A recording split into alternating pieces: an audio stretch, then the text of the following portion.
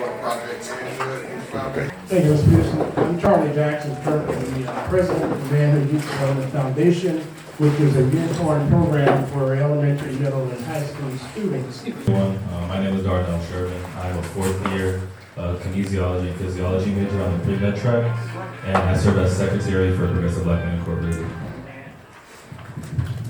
Greetings, everyone. My name is Elijah Sherman. I'm a third-year computer engineering major at the University of Florida, and I serve as Progressive Black Men Incorporated's vice president.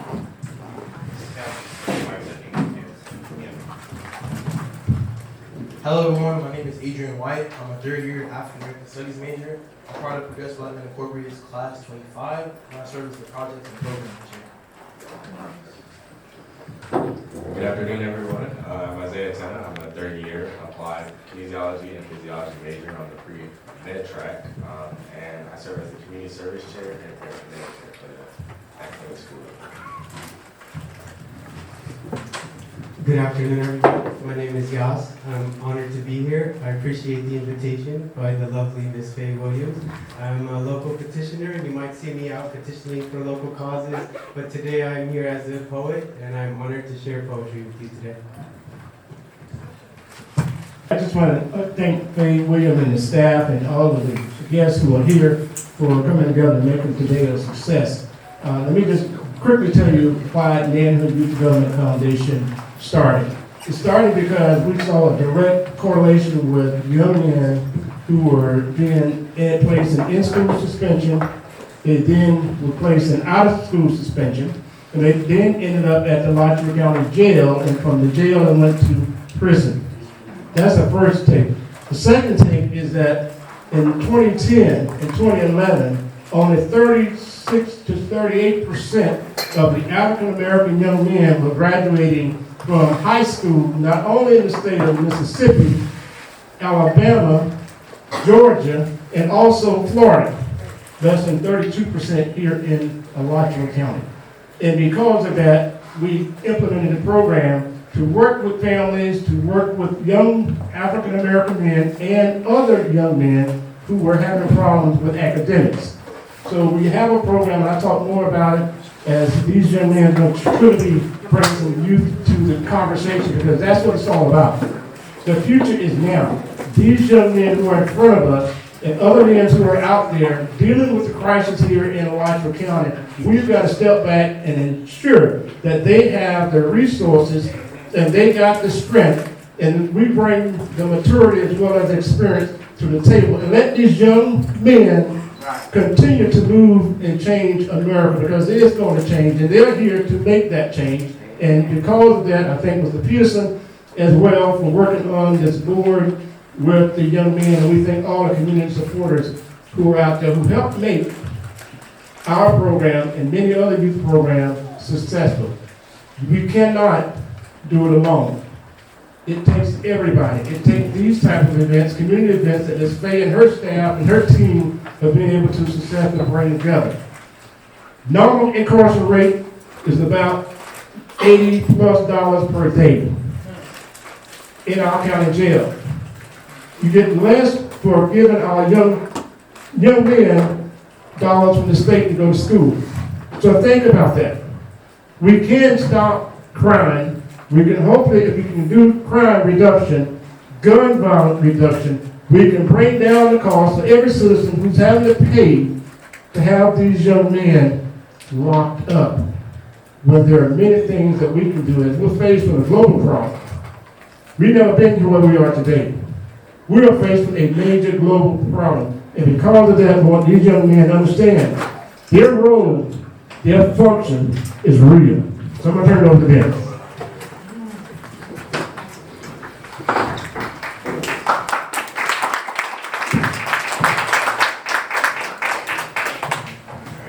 Again, I would just like to thank the community for coming out and letting us introduce ourselves and talk a little bit about our organization. So, as I said before, my name is Isaiah. I serve as the community service chair for this academic school year.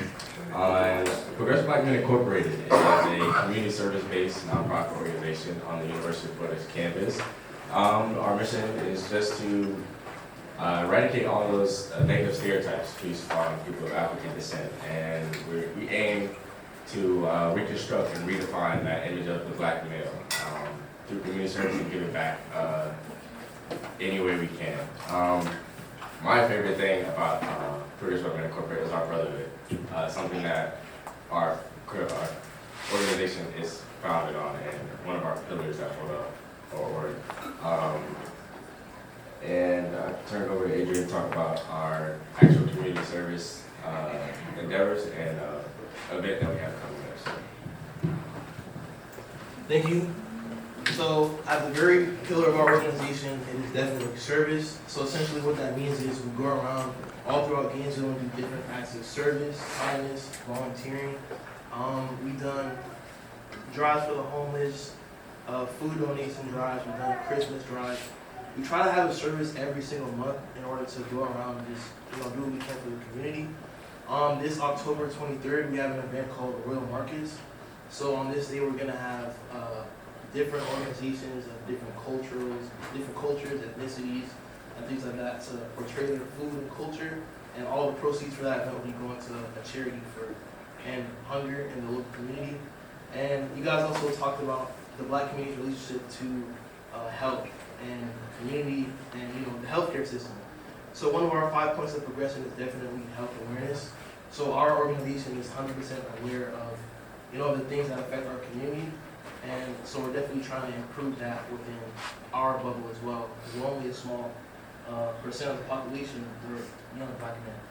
So the goal of our organization is definitely to, like you guys said, address these grievances within our age group and just essentially mold each other into better men, better black men. And you guys also mentioned empowerment, definitely to empower the youth as well. Thank you. We usually have this drive at the end of the year towards Christmas, and we basically go to different homeless shelters, and we buy a bunch of different gifts, and we wrap it up to give it to children or just older people who just don't have access to those things like toiletries, clothing and stuff. So it's definitely a big thing in the community. But if you guys have any questions or any needs that you think that we can help you guys out when it comes to just giving back.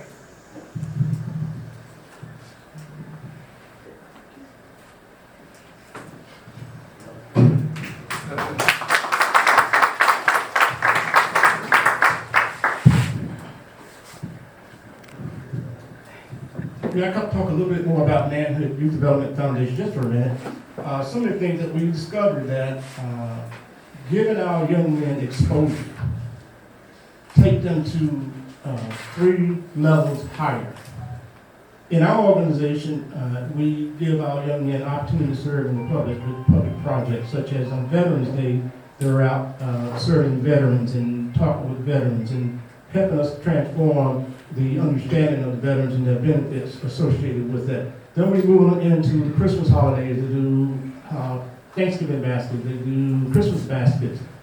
Leading into the holidays, we then take them on what we consider to be an introduction to higher education. We take them to Tallahassee, to the Capitol in Tallahassee, so they get an idea of democracy and what that's all about. Then we take them on to the highest of 7 hills in Tallahassee, where they get a chance to be around other people that look like them who are doing positive things in our communities and in our cities and in our states. Then we wrap up that, and we also work with education, preparing them for PSATs, SAT tests, etc., because that's very, very important for 2 reasons. One, we know that Alachua County School District has not met the requirement of educating young African American men in several subjects. One is math, and the other is reading.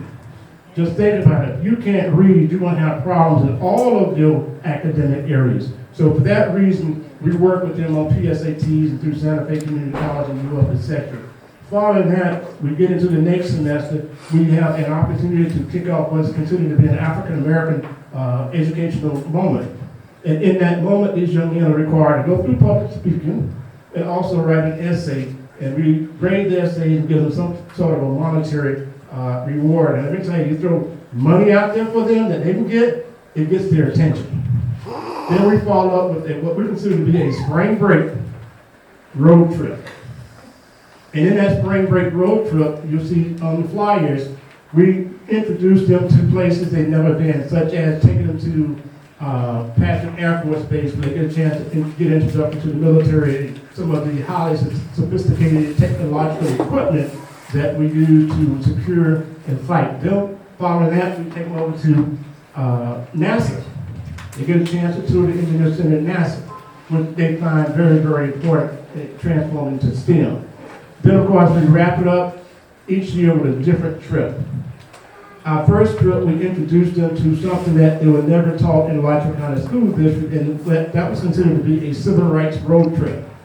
In that civil rights road trip, we started out here in Gainesville, went through the civil rights area in Atlanta, moved east, a little west for a minute into Birmingham, Alabama, where they had an opportunity to visit the 16th Street Baptist Church where the young man was born. She having fun. He having fun there. Go ahead, guy.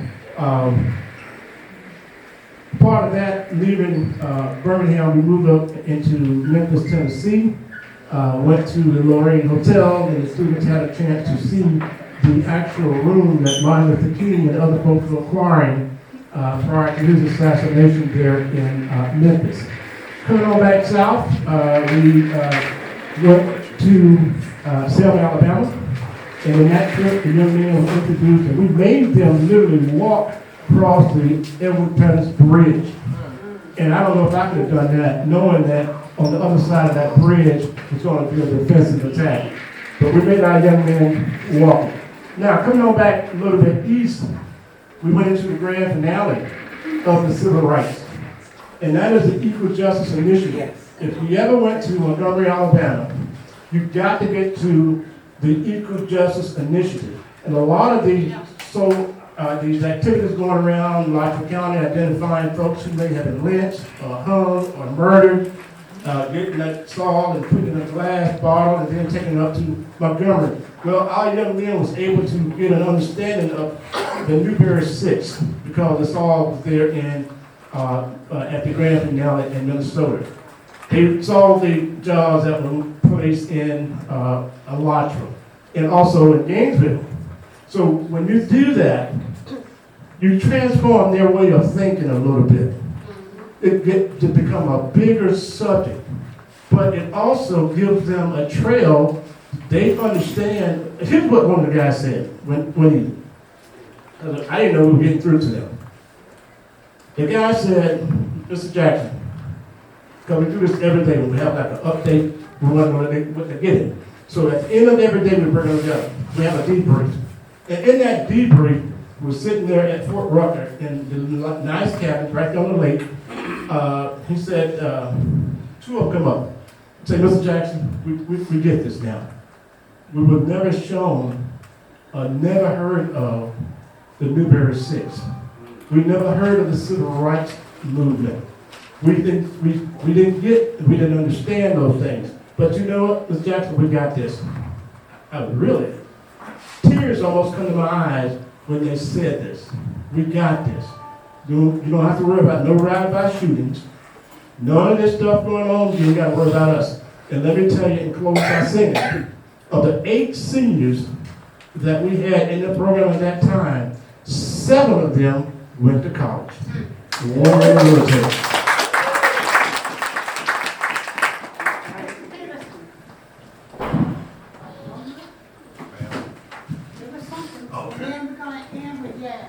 Yes, ma'am. Also, this program been around, like you said, for 16 years. So all of the middle schools, high schools, and elementary schools guidance counselors are aware. Now, there's a difference between being aware and then going out and putting it in the students' hands. Sometimes they wait till they think it's a kid they can't not control, then they start looking for programs. However, it's been around for 16 years, and once again, all superintendents for the past 16 years have signed off on it, and sometimes they forget to put it in the kids' hand. It's not just for kids who they think are at risk or have issues, it's for any kid who can benefit from the program. So what we've started seeing is every kid can benefit. Now, the majority of the kids do come from Caring and Sharing Learning School to start out, simply because we got 350 and I want to make sure they get exposed to everything they keep exposed to. So once again, it's all about the exposure. In addition to what we talked about for the mentoring programs, We have an I Am STEM camp that participates and is housed at Caring and Sharing Learning School as well. It's one of the largest in the county. One of the largest in the county that can benefit any kid from Alachua County, that we make sure the kids can come, and if you're there, you don't have the summer slide. And kids can start as early as 4 years old, and instead of doing things that are not productive, you can do things that are productive and have fun at the same time. So there are a lot of programs that exist right around this location that you're more than welcome to, and anyone want to come by and talk to me about anything that in my little small knowledge base of education, you can come by and speak with me, and we can put you in those areas and see what we can do about this, because everyone can change this, and they don't have to take a lot of things out of it. Ms. Faye.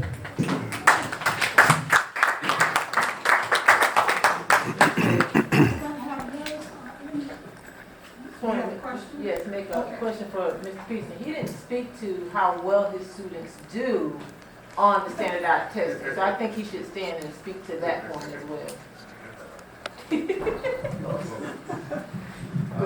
Well, with us, we make sure the kids know everything they're supposed to know, because it's a curriculum that the state says you're supposed to know, and then it's a curriculum that you need to know because of who you are and where you come from. So exposure is making sure that you get all of that, and sometimes I think that is part of the reason why most of our students who look like me and these young men don't do very well, is because they don't believe that they're supposed to be doing very well. A lot of times through my travels, I've heard that people say that if you got 385 kids who look like me and my little cousins, and you're not supposed to do good, how is that possible?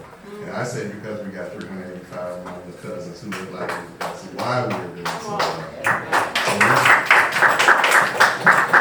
So once they get to understanding that, first you gotta represent everything that looks like you. Next, you represent whatever school you're from.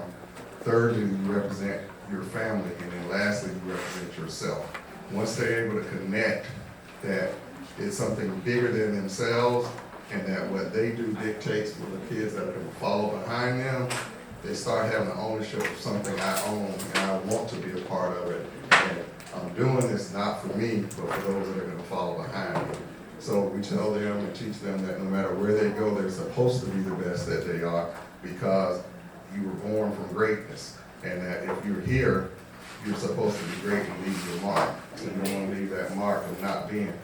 And if you just want to go ahead and throw someone a test to prove it, then that's your time to shine and show the world how great and how smart you are. And that test doesn't have to always be academic. It can just be you walking down the street, because someone is going to base what a kid looks like you. They're going to base that on whatever stereotype they have or whatever malice they have. And then it's up to you to either change that or continue that stereotype that that person has of you. So your job is to go out and change the world. So let's get busy changing it. So it makes life easy when they say, here's a math test. Well, what else you got? It makes it easy when they give you a reading test. Well, what else you got? And it makes it easy when you say, well, let's do a brain bowl. What else you got? So life just gets easier when you have something that you're supposed to be representing. And it's not about you, it's about those that you're representing.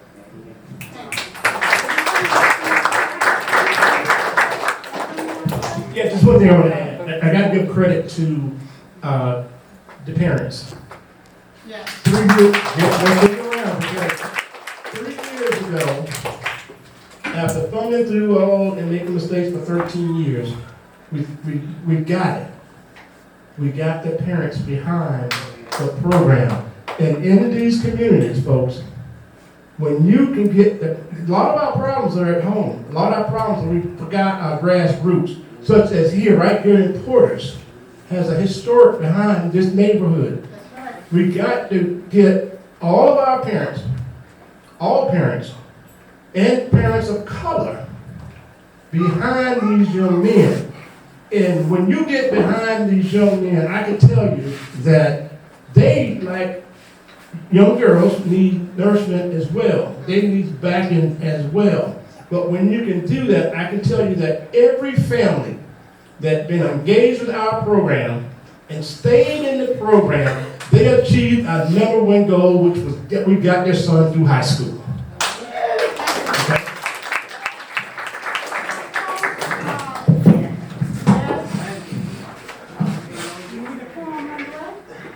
Thank y'all for having me today. We've been talking a lot about health, and so today I want to share a piece regarding my paternal guardian and my own mental health process. I titled this one, Forevermore.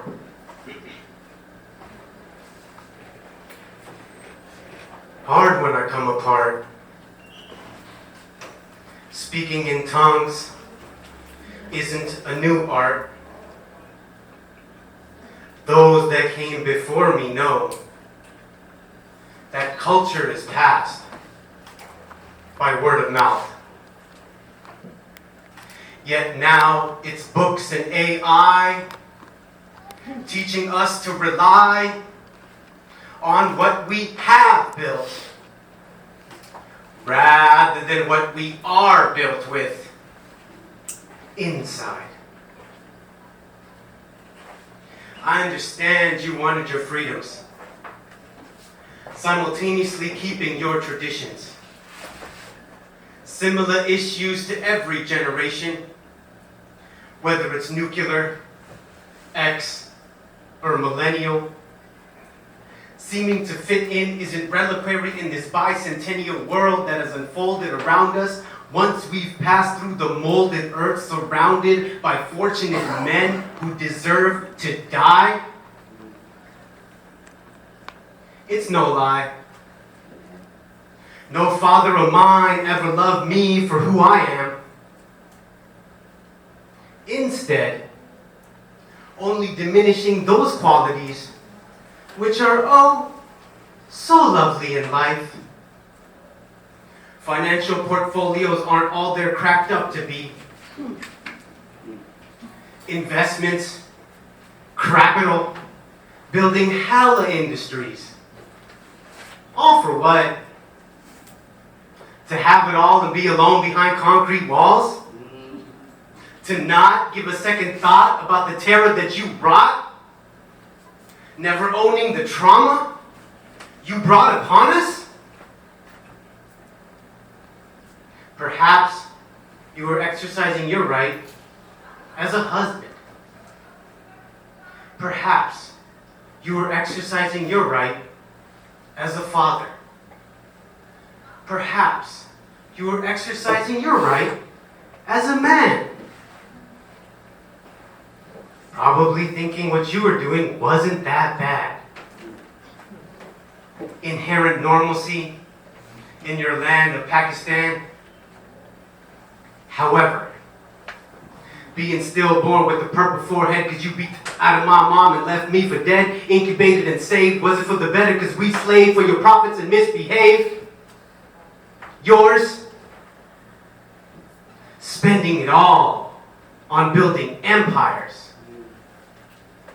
which we will leave behind. In a land where we will have zero ties in one generation or two. And so you continue. Do all you ever knew how to do. Never learn while you grow. Forevermore believing what it is you think you know.